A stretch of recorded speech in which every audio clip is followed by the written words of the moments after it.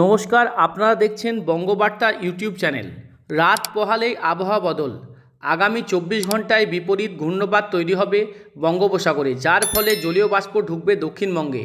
25শে December বড়দিনে বাড়বে তাপমাত্রা, কমবে শীতের প্রকোপ। স্বাভাবিকের উপর থাকবে দিন ও রাতের তাপমাত্রা।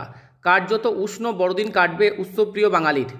রবিবারে কলকাতায় 2 ডিগ্রি এবং জেলায় 4 ডিগ্রি পর্যন্ত রাতের তাপমাত্রা বাড়তে পারে। বড়দিনে শীতের প্রকোপ কমবে উষ্ণতার ছোঁয়ায়। দক্ষিণবঙ্গের উপকূল ও উত্তরবঙ্গ লাগোয়া জেলাগুলিতে মাঝারি কুয়াশা এবং বাকি জেলাগুলিতে হালকা কুয়াশার প্রকোপ থাকবে।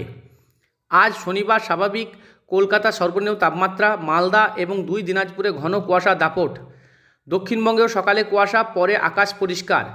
আগামী কয়েকদিন বাড়বে তাপমাত্রা। সকালে সর্বনিম্ন তাপমাত্রা 14.8 ডিগ্রি সেলসিয়াস, যা স্বাভাবিক। গতকাল এই তাপমাত্রা ছিল 14.6 ডিগ্রি সেলসিয়াস। এদিকে দক্ষিণ বঙ্গোপসাগরে নিম্নচাপ আরও শক্তি বাড়িয়েছে। এটি ক্রমশ পশ্চিম এবং দক্ষিণ পশ্চিম দিকে অগ্রসর হবে। আগামী 48 ঘন্টায় শ্রীলঙ্কা উপকূলের কাছাকাছি পৌঁছাবে। নিম্নচাপের প্রভাবে বৃষ্টি বাড়বে দক্ষিণ ভারতে। তামিলনাড়ুতে রবি ও সোমবার প্রবল বৃষ্টির সম্ভাবনা। ভারী বৃষ্টি হবে কেরালাতে। সোমবার মঙ্গলবার ভারী বৃষ্টির সম্ভাবনা লাক্ষাদ্বীপ এবং সংলগ্ন এলাকায়। মৎস্যজীবীদের সতর্কবার্তা দেওয়া হয়েছে। মঙ্গলবার পর্যন্ত দক্ষিণ বঙ্গোপসাগরে ও সংলগ্ন উপকূল এলাকায় সমুদ্রে মাছ ধরতে যাওয়ার নিষেধাজ্ঞা জারি করেছে আবহাওয়া দপ্তর।